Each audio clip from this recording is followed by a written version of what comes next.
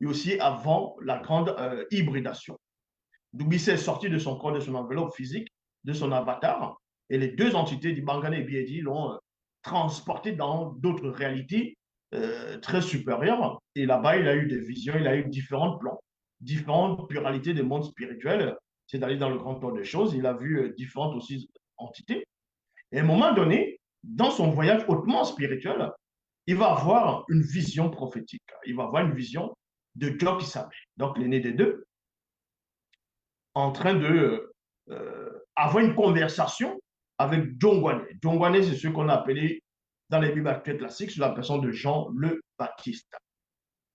Donc, il est dit ici, bien avant que tu sois sorti, que tu ne sois sorti de la matrice, dans l'utérus de ta mère, je t'ai intronisé.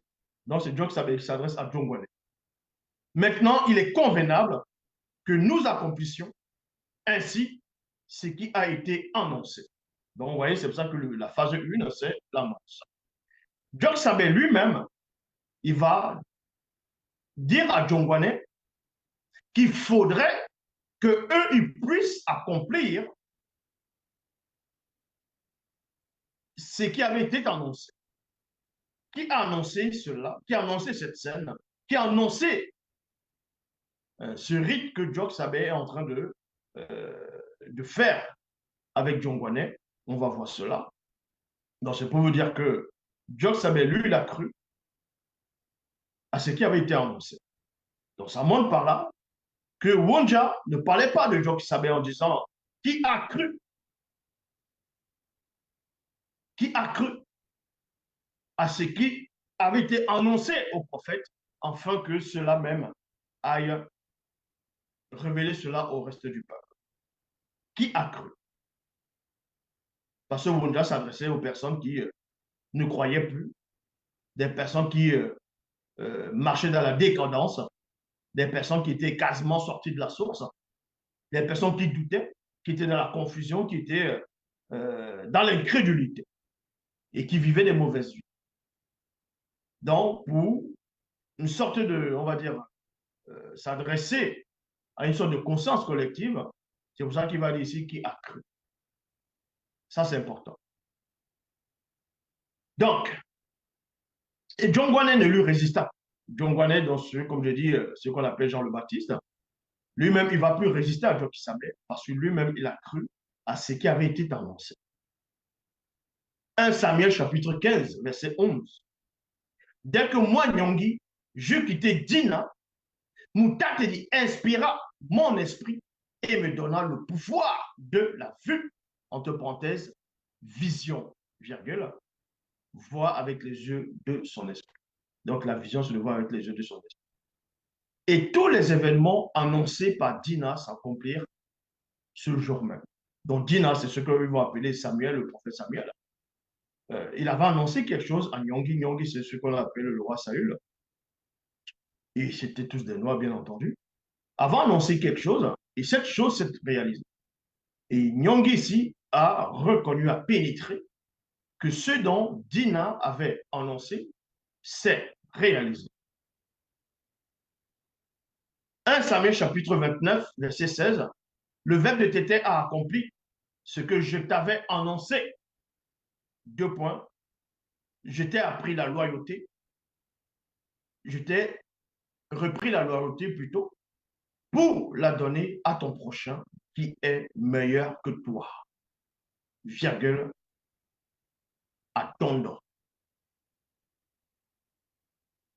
2 Samuel chapitre 13, verset 3 à 5. Il est dit ici, on dressa alors pour pas Mbolé un grand matelas sur le toit en terrasse du palais en plein jour et mon fils pas Mbolé alla coucher entre parenthèses sexuellement avec plusieurs de mes femmes avec lesquelles je n'avais plus de relations sexuelles, il y a virgule ici, à la vue, entre parenthèses pornographie, des non-initiés blancs et sans mêlés, et des sans mêlés métis de Tumbanebila. Ainsi se réalisa la parole de Ingisse, le Moutopeda Moudi, donc Ingisse le prophète, avec un P majuscule, donc Moutopeda Moudi avec un M majuscule. Donc c'est un prophète majeur. m'avait annoncé à moi ton don en ces termes. Deux points. C'est en présence des non-initiés des Blancs et des sans-mêlés, de Tombouane Bila et en plein jour, que tu seras déshonoré à travers plusieurs de tes femmes, entre parenthèses, qui ne sont pas reconnues par nous. Donc voilà ce que Ingis, le Mutapeda Moudi, avait annoncé à Tonda. Et ça s'est bel et bien réalisé. C'est pour ça que nous sommes tous dans la phase 1, l'annonce. Donc il faut savoir quelle est la source qui annonce quelque chose qui va arriver. Parce qu'il y a beaucoup de personnes qui vont dire, beaucoup de ceux qui se disent chrétiens, non, l'enlèvement est imminent. Mais imminent, ça veut dire quoi? C'est tout de suite. C'est imminent, ce n'est pas dans des années. Imminent, ce n'est pas pendant des siècles. Quand on dit imminent, c'est là, là. Il vous dit que Jésus est parti, il est venu il y a plus de 2000 ans. Il est venu il y a 2000 ans. Donc, et qui revient, que bientôt il y aura l'enlèvement. On vous dit que l'enlèvement est imminent, Jésus a arrêté. Arrêtez de rêver, il n'arrivera pas parce qu'il n'existe pas. Point barre. Il s'agit de démontrer cela, même avec vos propres Bibles.